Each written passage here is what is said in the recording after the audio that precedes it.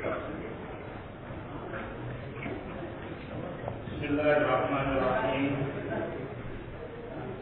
Alhamdulillah.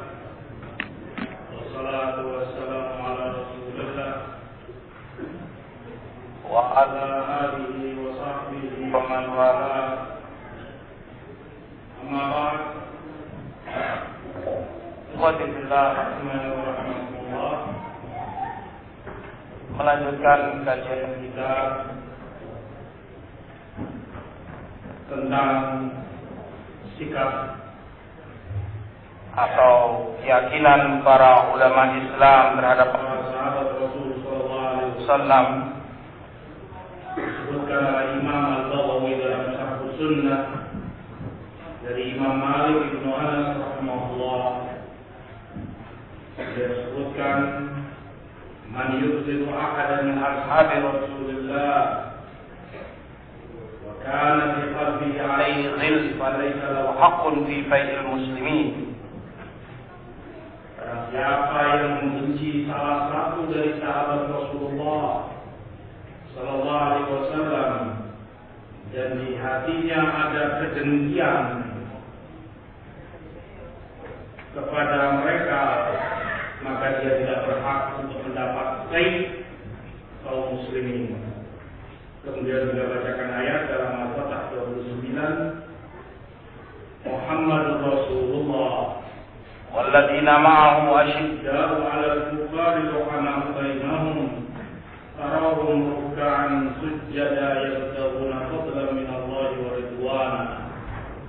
Muhammad adalah utusan Allah dan yang bersamanya keras kepada orang-orang kafir, kasih sayang kepada sesamanya. Kamu dapat di mereka itu rukuk, sujud mengharap keutamaan dari Allah dan keridhaannya. Simahum fi wujuhihim min atharis sujud. Ada tanda di wajah mereka dari bekas sujudnya. Dari kamataluhum fil Taurat wa mataluhum fil Injil. Demikian permisalan mereka dalam Taurat dan Injil. Kazar'in akhraja syad'ahu fa'azarahu fastaghlaba fastawa 'ala suqih. Seperti tanaman yang tunasnya pecah, kemudian keluar bijinya pecah, keluar tunasnya yang membesar hingga menguat batangnya. Demikian sampai dia tegak. Yu'jibu zurra'a liyaghiza bihimul kuffar. Tanaman itu membuat kagum para petaninya, penanamnya. Liyaghiza bihimul kuffar, agar membuat jengkel orang-orang kafir kepada mereka. Wa'adallahu alladziina aamanu wa 'amilus shalihati minhum maghfiratan wa ajran 'azima. Ayat ini tentang para sahabat. Maka kata Imam Malik,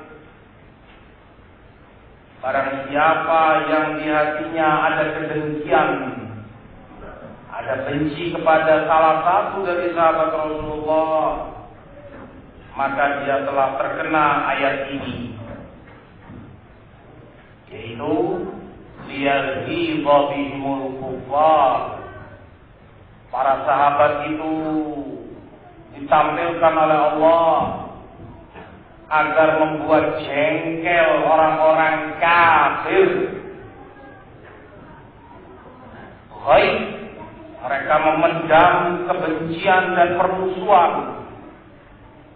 Maka orang yang ada di hatinya kebencian kepada satu dari sahabat Rasulullah, masih ada permusuhan, dengki dalam hatinya kepada para sahabat Rasulullah, termasuk Muawiyah dan istri-istri Rasulullah sallallahu alaihi wasallam, bahkan Abu Bakar dan Umar, maka dia termasuk terkena ayat ini. Kata Imam Malik bin Anas, liyaghiza bihimul kuffar, yang jengkel kepada para sahabat Rasulullah, yang benci kepada para sahabat Rasulullah hanya orang-orang kafir. Hanya orang kafir yang merasa jengkel, benci dan musuh kepada mereka. Di hati mereka ada kebencian dan permusuhan. Perkara yang serupa penjelasan dari Imam Syaukani rahimahullah dalam tafsirnya Fathul Qadir. Disebutkan pula oleh Imam Ahmad rahimahullah, termasuk dari prinsip ajaran sunnah adalah menyebutkan kebaikan para sahabat Rasulullah semuanya dan diam, tidak mengangkat apa yang terjadi di antara mereka, siapa yang mencela mereka, siapa yang membicarakan aib mereka sebagai celaan kepada mereka, maka dia itu mubtadi', itu ahli bid'ah dan rafidhi, orang yang terjerumus dalam kesesatan Rafidhah. Karena mencintai para sahabat adalah sunnah, mendoakan mereka kebaikan, ridwan, ampunan Allah, rahmat, itu adalah qurba, pendekatan kepada Allah. Maka bersuri tauladan kepada mereka dan mengambil ajaran mereka adalah fadilah, keutamaan bagi seorang mukmin. Hal yang serupa juga disebutkan oleh Imam Abu Utsman Ismail bin Abdurrahman As-Sabuni rahimahullah dalam Aqidatus Salaf Ashabil Hadis. Demikian pula dari beberapa para ulama seperti disebutkan oleh Hafiz Ibnu Hajar rahimahullah dari Imam Abu Muthaffar As-Sam'ani rahimahullah, menjamak kehormatan para sahabat Rasulullah tanpa terkecuali, membicarakan kehormatan mereka dan berani mencela mereka adalah tanda dari kehinaan orangnya, tanda kalau orang itu tidak mendapat taufik dari Allah, dan bahkan itu adalah kebid'ahan dan kesesatan yang nyata. Demikian kata Imam Abu Muthaffar As-Sam'ani rahimahullahu ta'ala. Maka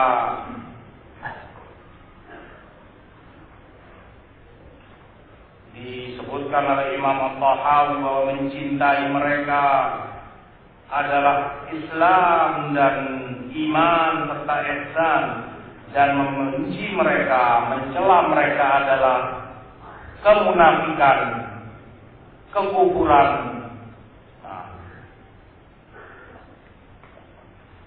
Diriwayatkan dari Abu Zur'ah Ar-Razi, dikatakan oleh Imam Ibnu Asakir, bahwa seseorang didapati mencela Muawiyah bin Abi Sufyan. Ditanya oleh Abu Zur'ah Ar-Razi, Imam rahimahullah, kenapa kamu benci Muawiyah? Jawab orang ini, karena dia memerangi Ali bin Abi Thalib. Kata Abu Zur'ah, wayhak, inna rabba Muawiyah rahim. Kamu celaka, karena Rabb Muawiyah, Allah Subhanahu wa taala, Maha Penyayang, Maha Pengampun. Nah, wa khasmu Muawiyah khasmun karim. Sementara yang berperang dengan Muawiyah, yang berselisih dengan Muawiyah itu Ali bin Abi Thalib, orang yang karim, orang yang mulia, derma, pengampun, besar, akhlak beliau sangat mulia. Kata Abu Zur'ah kepada orang ini, fa'ish dukhulat anta bainahuma, maka apa gunanya kamu masuk di antara keduanya? Ali radhiyallahu an, orang yang mulia, Allah Rabb keduanya Maha Pengampun, Maha Penyayang. Kenapa kamu masuk di antara keduanya, membenci Muawiyah, membela Ali? Apa urusanmu? Siapa kamu ini?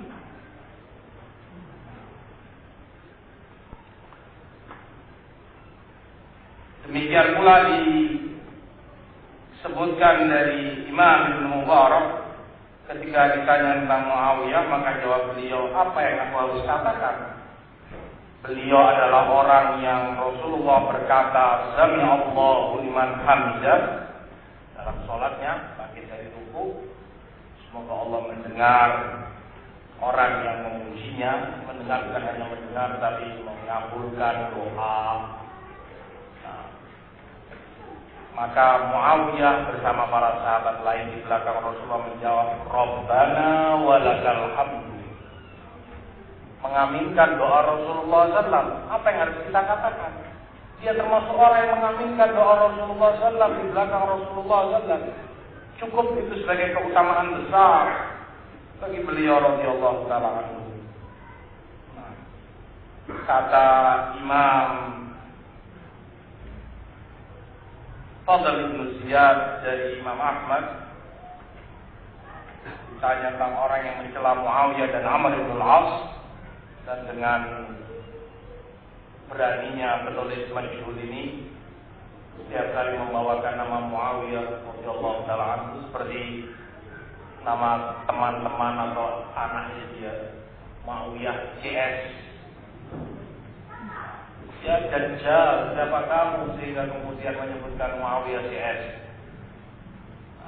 Debu di hidung Muawiyah lebih afdal dari triliunan orang seperti kamu. Iblis. Ditanya Imam Ahmad tentang Muawiyah dan Amr bin Al-As, orang-orang yang mencela keduanya, kata Imam Ahmad, ketika ditanya apakah orang seperti itu Rafidhi, kata Imam Ahmad, innahu lam yajtari alaihima illa walahu khabi'atus su'. Tidak ada orang yang berani mencela Muawiyah atau Amr bin Al-As kecuali di hatinya ada penyakit, ada niat-niat buruk. Man taqasa ahadan min as-sahaba illa walahu dakhilatus su'. Tidak akan ada orang yang berani mencela satu dari sahabat Rasulullah kecuali pasti di qalbunya ada terpendam kemunafikan, terpendam kekufuran, terpendam kefasikan di dalamnya. Karena kalau ada iman, ada Islam, ada ihsan, tidak akan ada kebencian dan permusuhan dalam hatinya kepada para sahabat Rasulullah. Disebutkan pula dari beberapa para ulama seperti Imam Az-Zahabi rahimahullah, fama at-tahdirul an bi hadzal darb rajulan shadiqan wala ma'muna. Adapun sekarang di masa beliau Imam Az-Zahabi di abad ke-9 atau akhir abad ke-9, tidak ada yang aku dapati orang yang jujur dan terpercaya amanatnya. Mereka orang-orang Syiah, al-kadzib syi'aruhum, dusta itu selimut mereka, selalu menjadi pakaian mereka. Wattaqiyatu wan nifaq bidaruhum, kemunafikan dan taqiyah itu sebagai pakaian mereka. Fakaifa yuqbalu naflun man hadha halu hasya wa kalla. Yang semacam itu bagaimana akan diterima amal solehnya oleh Allah? Sekali-kali tidak, sekali-kali tidak. Beberapa para ulama juga menyebutkan bahwasanya umat ini menghormati dan mencintai para sahabat Rasul sallallahu alaihi wasallam, dan mereka diperintah oleh Allah untuk mendoakan kebaikan bagi mereka. Walladzina ja'u min ba'dihim yaquluna rabbana ighfir lana wa li ikhwanina alladzina sabaquna bil iman wa la taj'al fi qulubina ghillan lil ladzina amanu.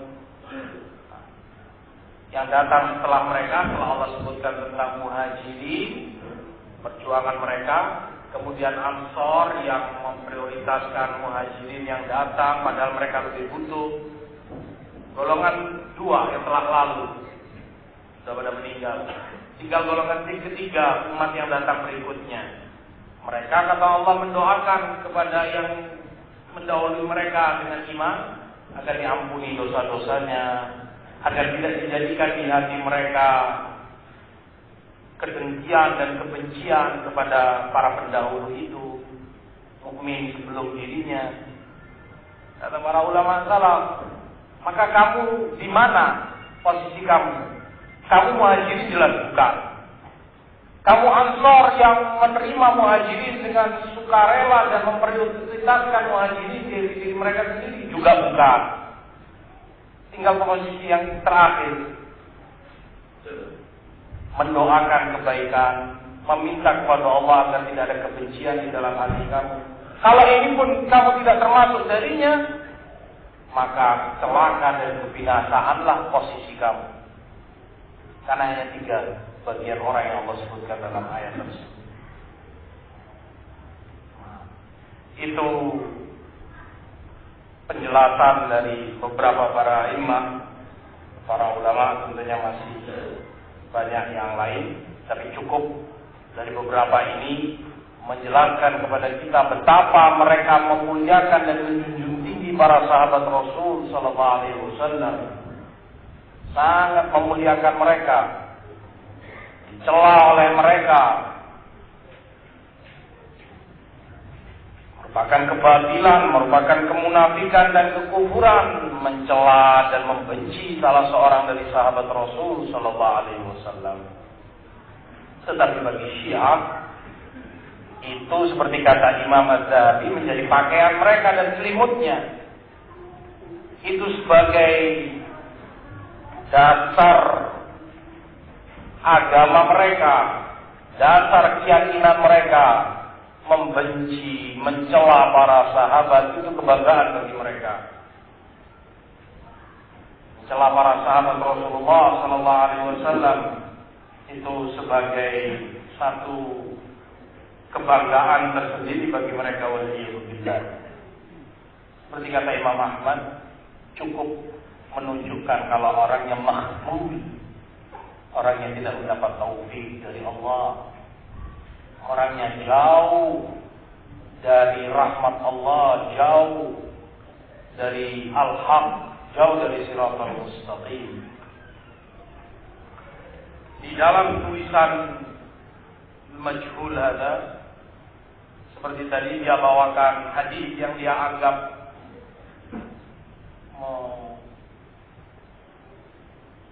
lebihkan atau menjunjung Ali Allah Ta'ala.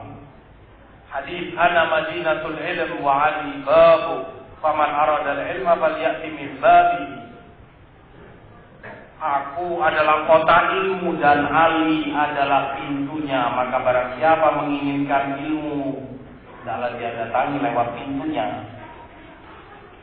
Hadis ini diriwayatkan oleh Tabrani, oleh Hakim, Ibnu Adi, dari Ibnu Abbas, juga diriwayatkan dari Jabir radhiyallahu ta'ala anhu, dari jalan Abdus Salam Ibnu Saleh Al-Harawi.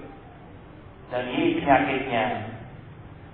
penyakitnya ada pada perawi ini, Abdus Salam Ibnu Saleh Al-Harawi, yang dituduh atau didustakan oleh para ulama hadis maudhu'.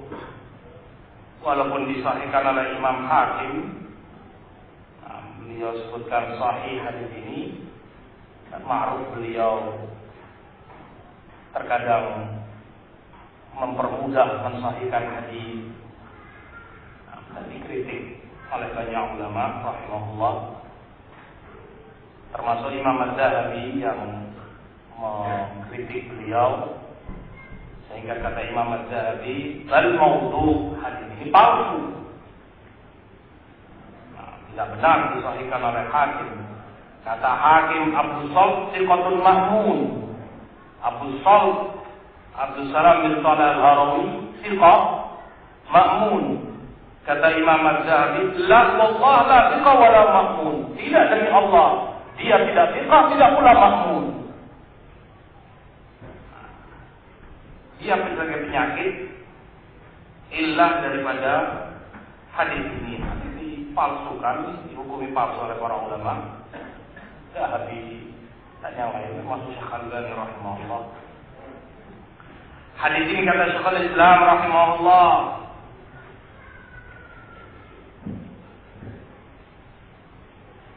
termasuk yang disebutkan oleh Imam Ibnu Jauzi rahimahullah dalam maudu'atnya, koreksi dalil palsu beliau. Bahkan kedustaan itu tampak dari matanya. Kata Syekhul Islam bahwa kedustaan itu nyata kalau ini hadis yang direkayasa, bukan sabda Rasul SAW, tampak dari matanya. Karena Rasulullah SAW kalau saja benar bahwa beliau adalah kota ilmu, sementara pintunya cuma satu, wa ali babu, ali sebagai pintu ilmu itu, maka hanya satu jalan, hanya dari satu jalur. Jadi riwayat Ali tidak ada yang menyampaikan dari Rasulullah kecuali Ali. Tidak ada yang menyampaikan dari Rasulullah sallallahu alaihi wasallam kecuali Ali bin Abi Thalib. Ini berarti menutup perkara Islam, mempersempit jalur Islam. Nah, oleh sebab itu ulama kaum muslimin sepakat bahwa yang menyampaikan dari Rasulullah SAW tidak mungkin satu orang, tetapi banyak, mutawatir. Sehingga ilmu dengan itu didapati al-yaqin. Adapun khabar wahid hanya satu yang meriwayatkan, perlu qara'in. Terkadang qara'in itu samar, tidak semua orang bisa mengerti dan memahaminya.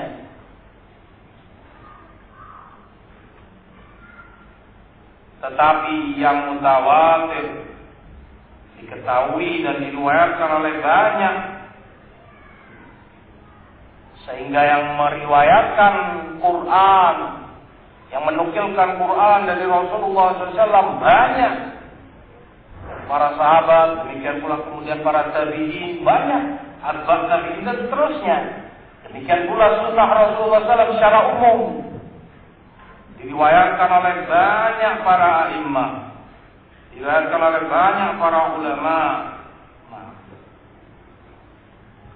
Sehingga hadis semacam ini sengaja direkayasa dan dibuat-buat oleh zindiq jahil yang dia kira semacam ini pujian atau sanjungan untuk Ali, padahal justru itu merupakan jembatan menuju zandaqah, untuk mencela dan merusak Islam. Dan itu tujuan mereka, seperti kata Imam Abu Zur'ah, yuridu an yajrahu syuhudana wal jarhu bihim aula.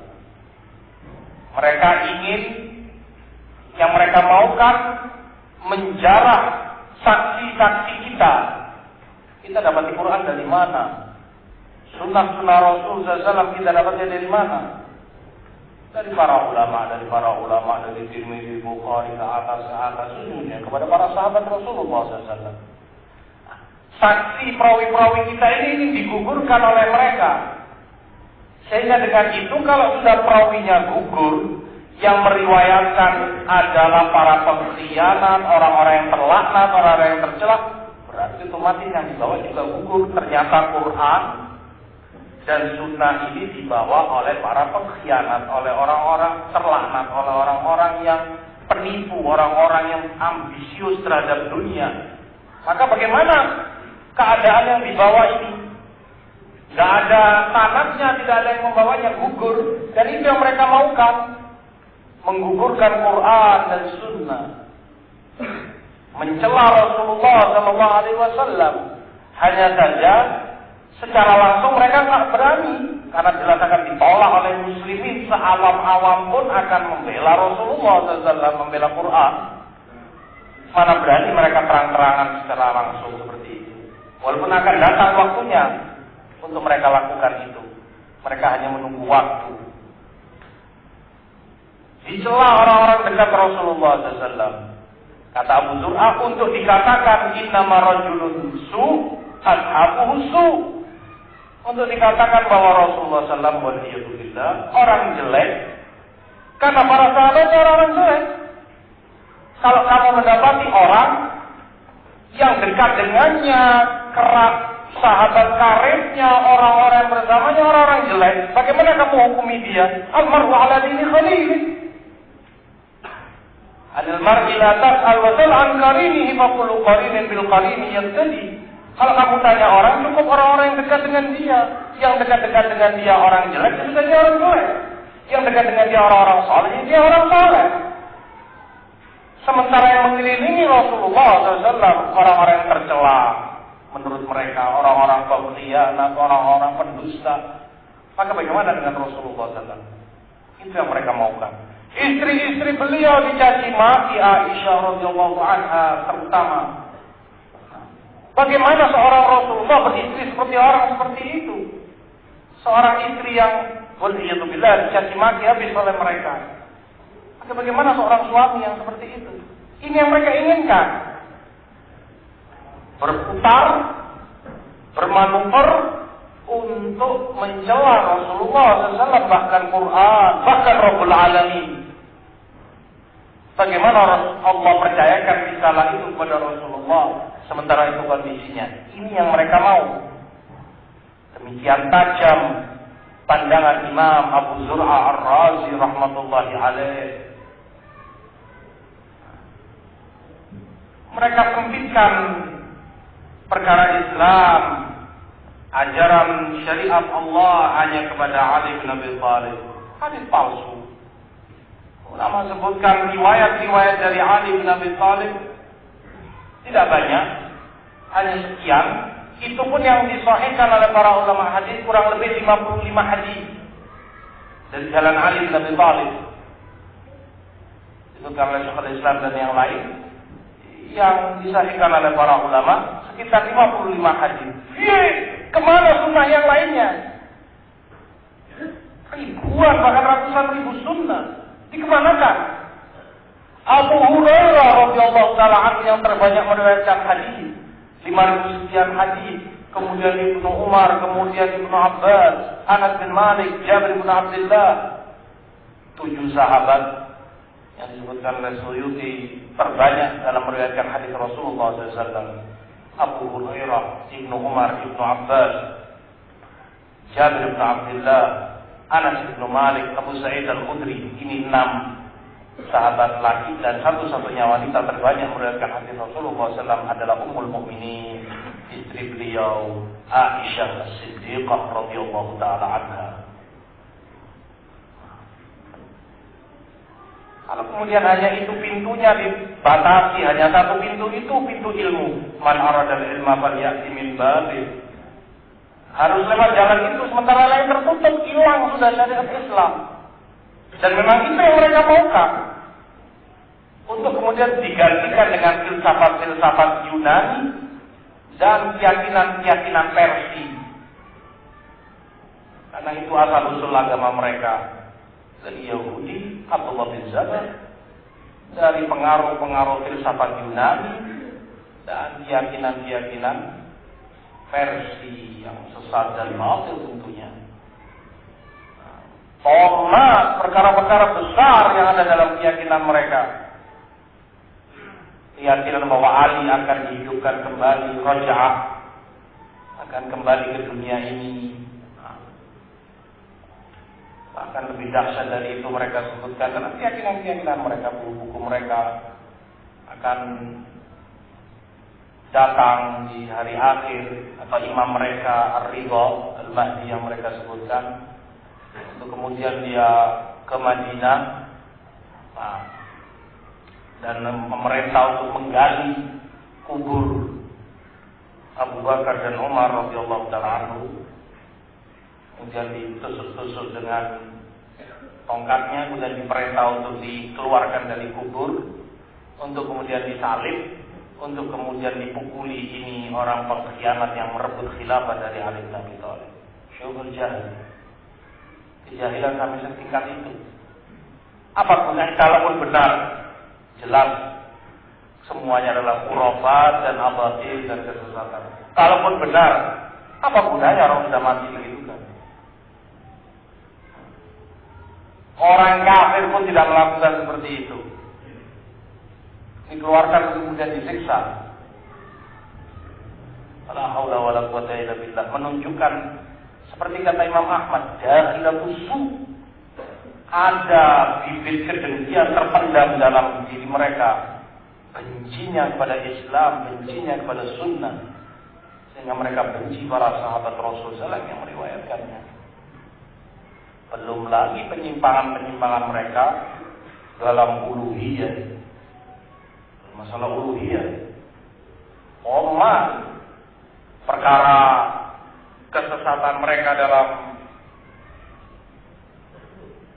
peribadatan kepada selain Allah Subhanahu wa taala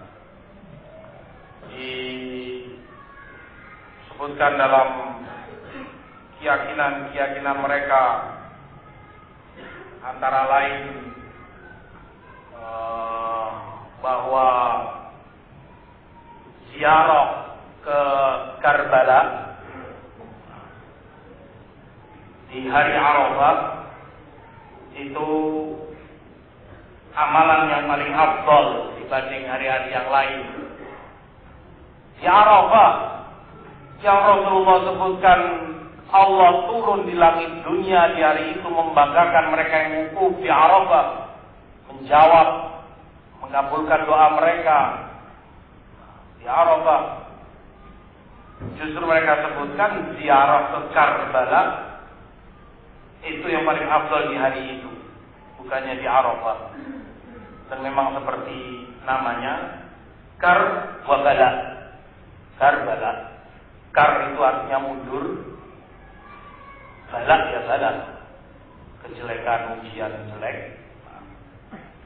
Bahkan mereka sebutkan pula bahwa Karbala afdal dari Ka'bah. Afdal dari Ka'bah, dan kita dapati sebagian mereka memang membawa pasir atau batu, semacam batu yang mereka sebut dari Karbala untuk sujud. Mereka letakkan di tempat sujudnya dan dia sujud di atas itu. Jamaah haji Iran yang seperti mereka, akhzahumullah, kalau mereka haji di Masjidil Haram, di Masjid Nabawi, sholat mereka buka sajadah dan di tempat sujudnya diletakkan batu itu. Dia sujud di atas batu itu. Karena mereka lebih afdal dari Ka'bah. Bahkan menuju kuburan-kuburan imam-imam mereka, wali mereka, itu lebih mulia bagi mereka daripada haji ke Baitullah. Lebih afdal bagi mereka daripada haji ke Baitullah. Selain mereka bolehkan istighatsah, meminta pertolongan kepada para imam-imam mereka, ini semua syirkiyah, syirikan-syirikan dari mereka. Bahkan dalam perkara rububiyah sekalipun, yang Abu Jahal dan Abu Lahab tidak pernah meyakini seperti ini. Mereka yakini bahwa dunia dan akhirat semuanya di tangan imam. Jadi imam-imam mereka, dia yang berbuat sekehendaknya. Imam yang tasarruf, imam yang mengatur dan menguasai dunia dan akhirat. Apa yang dimaukan imam, itu yang terjadi di dunia dan di akhirat. Kemanakan Allah Subhanahu wa ta'ala. Wallahi Abu Jahal tidak meyakini keyakinan semacam ini. Hatta Abu Lahab tidak punya keyakinan semacam ini. Dia yakin dunia akhirat semua itu hanya kekuasaan Allah. Wala in sa'altahu man khalaqas samawati wal arda la yaqulunna Allah. Kalau kalian tanya mereka siapa yang menciptakan langit dan bumi, mereka akan jawab Allah. Yakin. Hanya saja mereka kafir, musyrik, karena masih beribadah kepada selain Allah. Uluhiyah. Tapi dalam masalah rububiyah, Rafidah, Syiah lebih sesat daripada Abu Jahal dan Abu Lahab. Orang yang dalam masalah rububiyah, penciptaan Allah, kekuasaan Allah, tidak tahu menahu siapa Rabbnya. Bagaimana yang semacam ini bisa selamat? Bagaimana yang semacam ini bisa bahagia atau kemudian bahkan tidak membahagiakan dan menjayakan umatnya? Hasya wa kalla. Sekali-kali tidak sama sekali.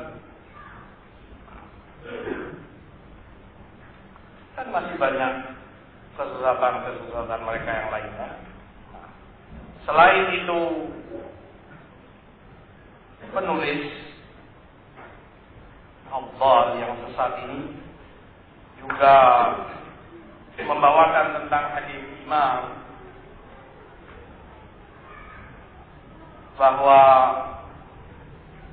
maknanya barang siapa yang mati dan dia tidak mengenal imamnya, maka dia mati dalam keadaan seperti mati jahiliyah. Barang siapa yang mati tanpa mengenal imam pada zamannya, matinya seperti mati jahiliyah.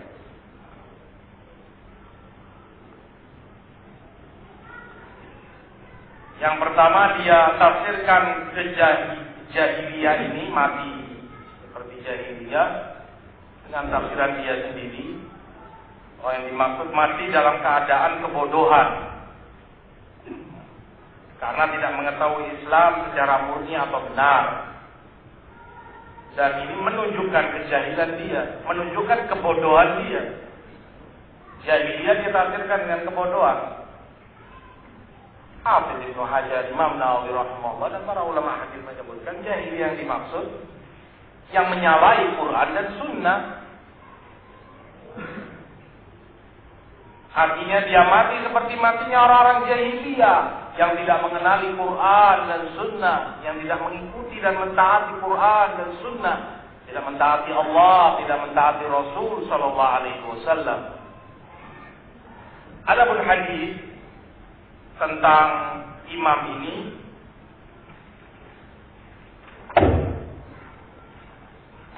tersebutkan di dalam Ibnu Hibban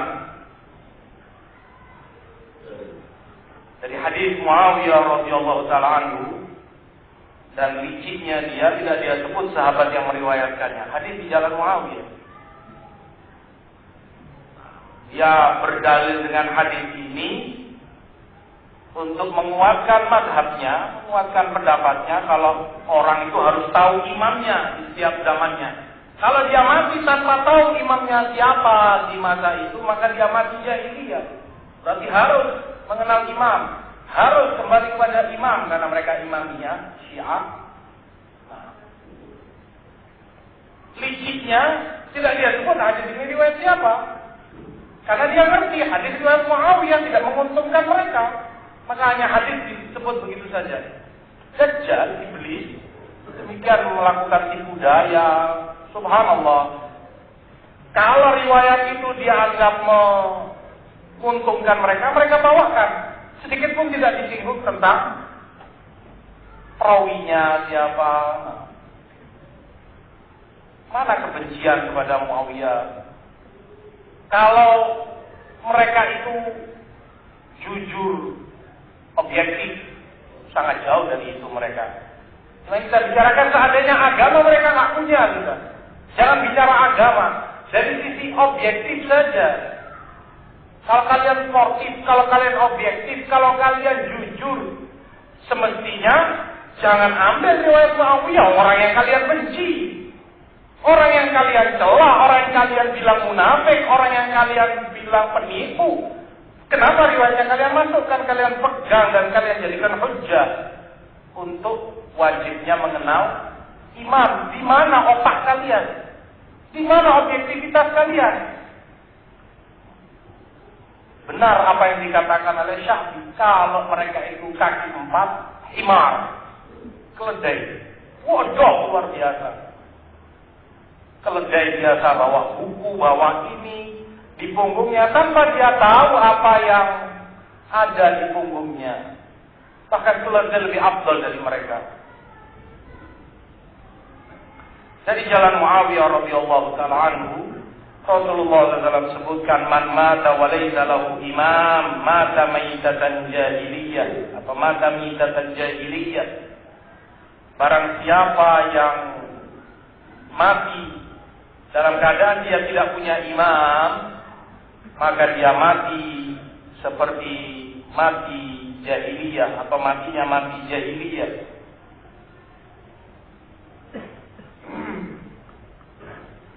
Imam Ahmad di riwayat Ishaq bin Mansur ketika ditanya tentang hadis ini,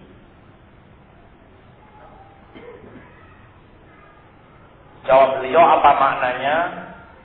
Kata beliau, tadri mal imam, tahukah kamu apa yang dimaksud dengan imam? Orang yang mati tanpa tahu, tidak punya imam. Imam apa yang dimaksud? Tahu kamu artinya, kata Imam Ahmad. Al-imam alladhi yujmi' alaihil muslimun atau yajma' alaihil muslimun. Imam yang disepakati oleh kaum muslimin. Yajma' alaihil muslimuna kulluhum yaqulu hada imam fahada ma'nahu. Semua muslimin sepakat menyatakan ini adalah imam. Itulah maknanya. Mati tanpa punya imam. Imam yang disepakati oleh muslimin, bukan disepakati oleh kelompok sempalan Syiah saja. Muslimin semua sepakat kalau ini adalah imam. Semua akan menyatakan itu adalah imam. Imam mereka. Itu yang dimaksud. Dan itu pun seperti kata Syekhul Islam rahimahullah, syariat Islam tidak pernah memerintahkan taat, tidak pernah memerintahkan kaum muslimin untuk mentaati imam yang gaib, tidak ada wujudnya. Tidak pula memerintahkan mereka mentaati seorang imam yang tidak memiliki kekuasaan, tidak memiliki kekuatan. Ya, ini kalau saja imamnya yang dibaiat itu oleh pengikutnya, kalau pengikutnya kemudian dibunuh, dirampok, dicuri atau apalah dari kejahatan, apa yang bisa dilakukan oleh imam ini? Oleh imam ini yang dibaiat, apa yang bisa dia lakukan untuk membela dan melindungi pengikutnya ini? Paling hanya dia bisa bilang sabar atau yang semisal itu. Apa yang dia bisa lindungi? Dia nggak punya kekuasaan. Beda dengan seorang imam, seorang pemimpin yang punya kekuasaan, bisa melindungi bawahannya. Dia punya alat, dia punya petugas, punya polisi, punya TNI. Bisa ditangkap, dicari pelakunya, dihukum, dipenjara, dibunuh, dan seterusnya. Bisa melindungi, dia punya kekuasaan. Nah, imam-imam yang dibaiat ini punya apa? Tidak pula syariat memerintahkan kaum muslimin untuk mentaati imam yang gaib, yang tidak ada wujudnya, nggak ada keberadaannya. Bagaimana disuruh taat orangnya nggak ada, fiktif. Karena mereka sebutkan imam mereka yang harus ditaati, ditunggu keluarnya itu sedang ada di Goa Zana Sardab di Iran sana. Ditunggu-tunggu untuk keluarnya. Dan diharuskan, diwajibkan orang untuk taat kepadanya sejak zaman itu. Sudah sekian abad berlalu. Otak mereka di mana? Wala ilaha illallah. Umurnya siapa bisa tahan begitu? 100 saja orang sudah jarang umurnya. Allah kalau ada orang usianya lebih dari 100, paling-paling 110, 115, 120. Belum pernah dijumpai ada yang usianya 200 tahun. Yang 100 lebih 100 saja bisa dihitung mungkin dengan jari. Ini sudah sekian abad berlalu. Ditunggu-tunggu di Gua Sadaf itu dan diperintahkan orang untuk mentaatinya. Kata Syekhul Islam, syariat nggak pernah memerintahkan untuk orang taat kepada imam yang ghaib. Nggak ada wujudnya. Maka imam, kata Imam Ahmad, yang dimaksud di dalam hadis yang disepakati oleh kaum muslimin semuanya untuk ditaati. Ibnu Hibban yang meriwayatkan hadis ini dan para ulama hadis jahabidah, mereka lah pakar-pakar dan dokter agama, mereka yang paham dan mereka yang tahu, ahlul baitur Rasul sallallahu alaihi wasallam. Fikih pemahaman mereka tertuang dalam judul-judul bab mereka sebagaimana Imam Bukhari. Kata Ibnu Hibban dalam sahihnya, dzikru zajr an tarki i'tiqadil mar'il imam alladhi yuti'u Allah jalla wa ala fi asbabihi. Penyebutan tentang larangan atau peringatan agar orang tidak meninggalkan keyakinan bahwa imam sebagai sebab yang dengannya dia mentaati Allah. Artinya agar orang takut untuk tidak mentaati imam dalam artian yang disepakati oleh muslimin semuanya. Karena dengan mentaati imam itu sebab baginya untuk mentaati Allah. Baru kemudian beliau bawakan hadis ini. Kata Imam Abu Hatim, Ibnu Hibban, punya beliau Abu Hatim, kata beliau, yang tidak memiliki imam mati dalam keadaan mati jahiliyah, yaitu yang mati dalam keadaan dia tidak yakin bahwa ada imam, dia punya imam. Imam yang mengajak orang untuk taat kepada Allah. Mati dia dalam keadaan tidak yakin ada baginya imam yang mengajak, yang berdakwah kepada kaumnya untuk taat kepada Allah. Bukan imam yang mengajak dan mengajarkan orang untuk melanggar dan bermaksiat kepada Allah, bahkan meyakini alam ini diatur dunia akhirat ini oleh selain Allah. Itu bukan imam. Tapi imam yang dimaksud di dalam hadis adalah imam yang mengajak orang untuk taat kepada Allah, bertauhid, beribadah hanya kepada Allah. Sehingga dengan itu ada pegangan bagi mereka ketika terjadi fitnah, ketika terjadi masalah, problem, dia bisa berpegangan dan selamat dengan imamnya yang disepakati oleh kaum muslimin. Atau makna yang kedua kata Ibnu Hibban, orang yang mati dan dia tidak punya imam, mati jahiliyah, yang dimaksud imam di sini adalah Rasulullah sallallahu alaihi wasallam.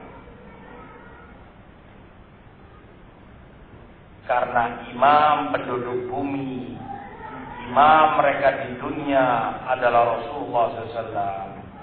Maka orang yang tidak tahu, tidak meyakini keimaman Rasulullah SAW, atau dia meyakini ada imam yang dia panuti selain Rasulullah SAW dalam kehidupan ini, dalam beragama, sehingga dia lebih utamakan imam itu daripada Rasulullah sallallahu alaihi wasallam. maka kalau dia mati dalam keadaan mati jahiliyah. Karena jahiliyah tidak mengenal Rasul dan tidak mau mentaati beliau sallallahu alaihi wasallam. Itu makna hadis imam yang dimaksud. Kan mudah dan alhamdulillah jelas kalau kita kembali kepada para a'imah, para ulama Islam, gamblang. Tidak seperti mereka dipersulit, dibulat-bulat, dan picik di dalam membawakannya.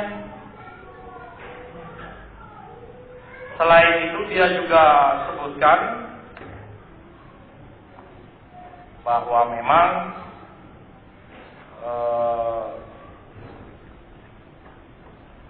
kebenaran itu, kata dia, jangan diukur dengan banyaknya pengikut,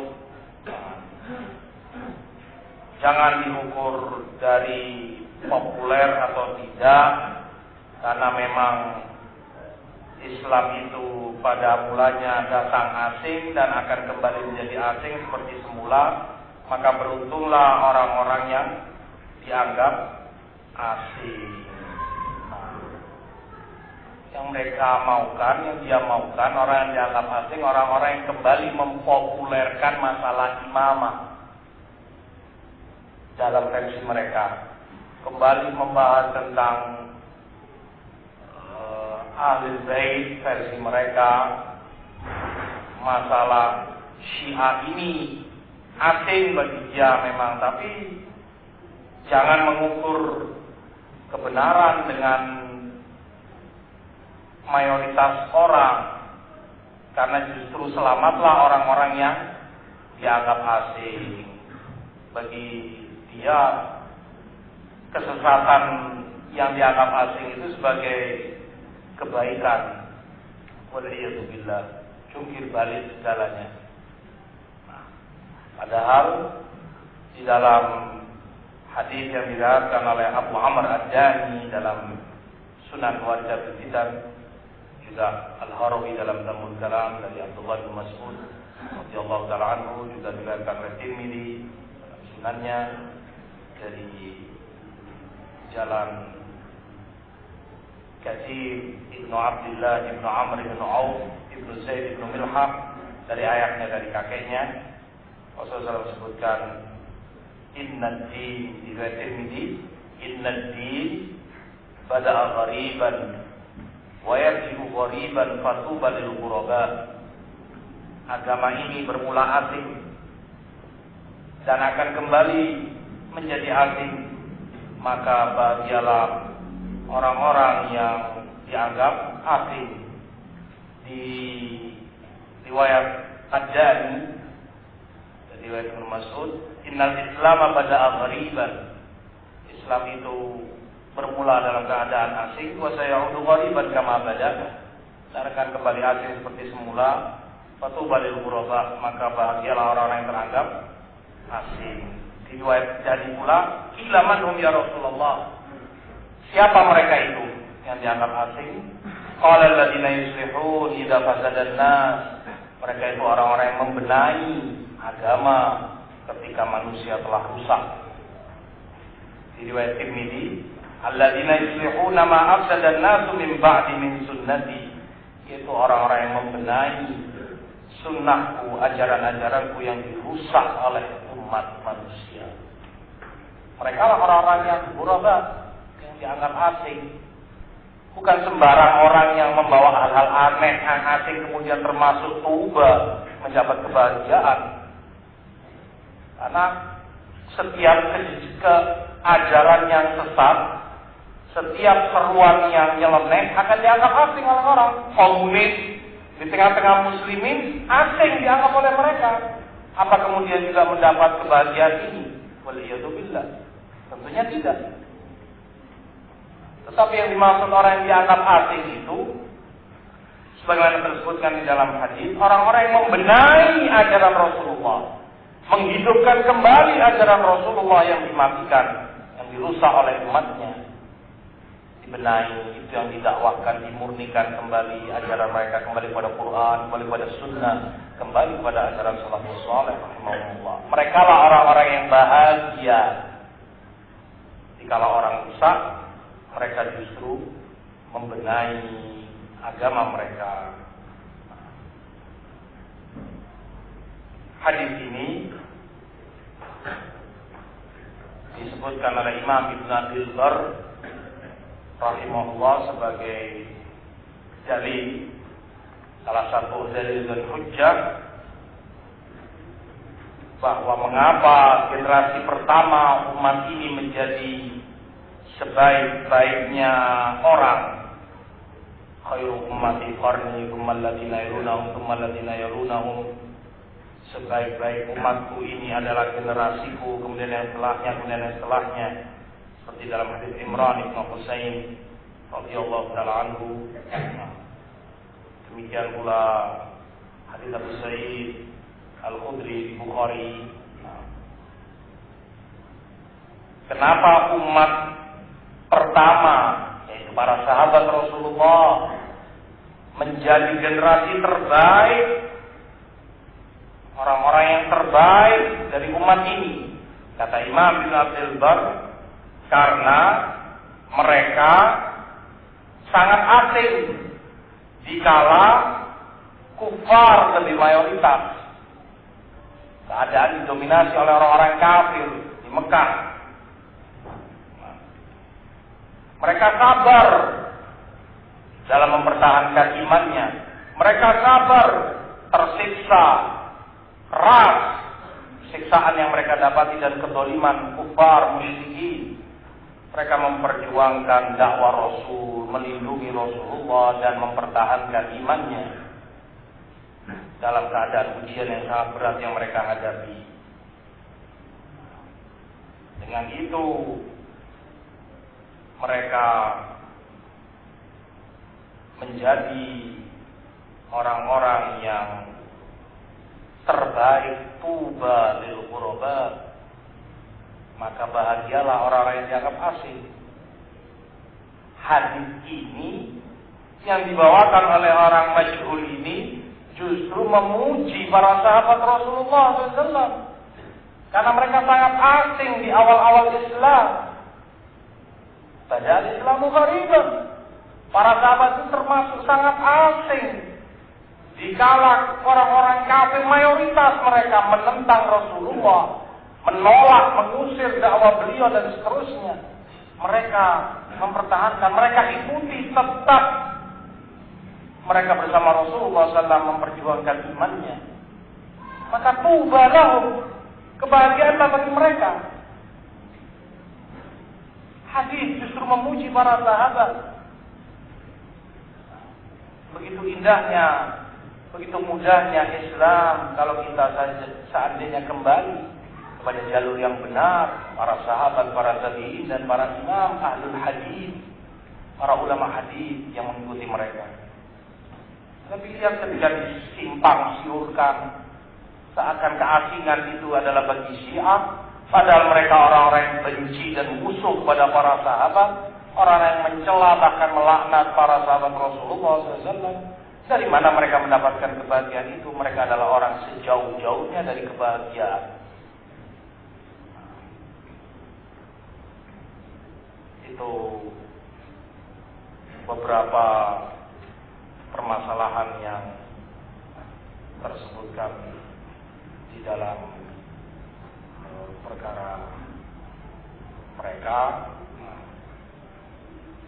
dan yang tersampaikan ini mudah-mudahan bermanfaat dan kita mohon kepada Allah untuk memberi berkah dan taufik darinya. Ada benarnya itu dari Allah semata dan kekurangan dari saya pribadi. Allah berlepas diri dari itu. Wallahu ta'ala a'lam wa sallallahu ala nabiyina Muhammad. Subhanaka wa bihamdika la ilaha illa anta astaghfiruka wa atubu ilaik. Wa akhiru da'wana alhamdulillahi